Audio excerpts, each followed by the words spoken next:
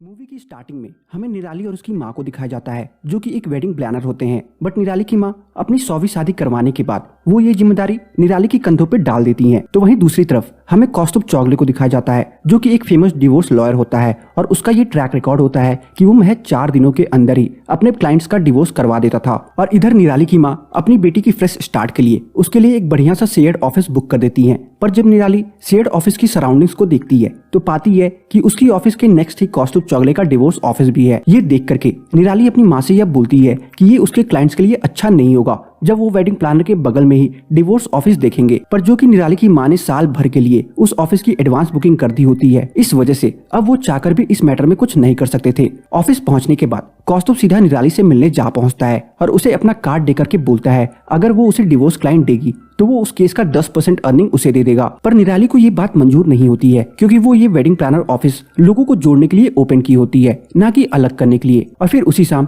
निराली अपनी फ्रेंड्स के बेटे का केयर टेकिंग करने के लिए उसके वहाँ जा पहुँचती है, जहाँ हमें उनकी बातों से यह पता चलता है कि निराली पिछले 10 सालों से सिंगल है और जब से उसने अपने बॉयफ्रेंड वरुण को खोया है तब से लेकर आज तक वो वरुण को भुला नहीं पाई है। और ऐसा ही कुछ हाल कौस्तुभ का भी होता है जो कि अपनी वाइफ रुंझुन को भुला नहीं पा रहा होता, जो कि उसे छोड़कर जा चुकी होती है। और इसी वजह से वो अपने गम को छुपाने के लिए डांस का सहारा लिया करता था। अगले दिन जब कौस्तुभ अपनी ऑफिस पहुंचता है तो उसे पूरे ऑफिस में अचार की ही महक आ रही होती है। इस पर कौस्तुभ अपनी असिस्टेंट से पूछता है कि कहीं वो तो अचार नहीं खा रही है, जिस पर वो उसे मना कर देती है कि इतने पे ही उसकी नजर निराली पे जा पड़ती है जो कि अचार के साथ अपना ब्रेकफास्ट कर रही होती है। ये देख करके कौस्तुभ उससे बोलता है कि ये एक शेयर्ड ऑफिस है, सो उसे यहाँ पे औरों के बारे में भी सोचना होता है। इस पर निराली कौस्तुभ से यह बोलती है कि मेरे अचार खाने से प्रॉब्लम सिर्फ तुम्हें हो रही है और किसी को भी नहीं। ये सुन करके कौस्तुभ एकदम शांत हो जाता है और अब रोज का उनका ये रूटीन बन गया होता है कि ऑफिस आते ही सबसे पहला काम एक दूसरे से लड़ना है। और फिर एक दिन जब कौस्तुभ अपनी असिस्टेंट के साथ लंच कर रहा होता है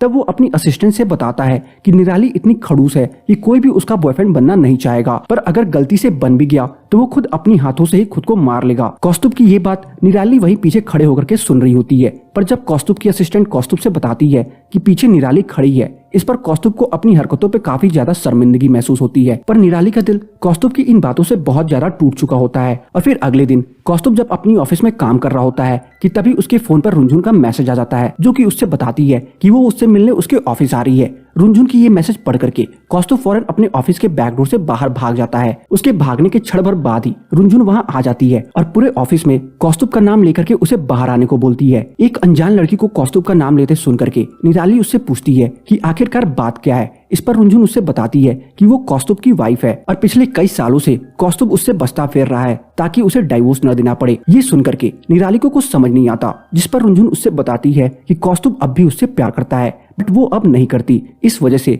वो उसे डाइवोर्स देना चाहती है, पर कौस्तुभ उससे बचता फिर रहा है। और इन्हीं सब बातों के दौरान रुंझुन निराली से कौस्तुभ को समझाने को बोलती है ताकि वो उसे डिवोर्स दे दे। रुंझुन की ये बात सुन करके निराली उसी शाम कौस्तुभ को ये सारी बातें बता देती हैं, पर कौस्तुभ उसे ये कहकर चुप करवा देता है कि उसे सिर्फ अपने काम से मतलब रखना चाहिए। कौस्तुभ का ये एटीट्यूड देख करके निराली इतनी ज्यादा गुस्से में रहती है कि एक शाम जब वो नशे में होती है तब वो कौस्तुभ को कॉल लगा करके उससे बहुत भला बुरा बोलती है, जिस वजह से अगले दिन जब वो दोनों अपने ऑफिस में आते हैं तब वो दोनों कहीं एक दूसरे को फेस न कर ले, इस वजह से वो दोनों एक दूसरे से मुंह छुपाते फिरते हैं। कि तभी उसी दिन ऑफिस में निराली की माँ आ जाती है और सभी से यह बोलती है कि उन्हें उनकी 68th बर्थडे पार्टी में आना ही होगा। और जो कि कौस्तुभ को डांस बहुत अच्छी तरह से आता था, इस वजह से वो निराली की माँ से यह बोलता है कि वो सभी को बर्थडे पार्टी के लिए डांस सिखा देगा, जिस वजह से निराली की माँ और कौस्तुभ में एक बहुत अच्छी बॉन्डिंग बन जाती है। और अब इसके बाद से निराली और कौस्तुभ में भी अच्छी दोस्ती हो जाती है और कौस्तुभ फ्री टाइम में निराली की माँ और उनकी दोस्तों को बर्थडे पार्टी के लिए डांस सिखाने लगता है। और तभी एक दिन कौस्तुभ जब सभी को डांस सिखा रहा होता है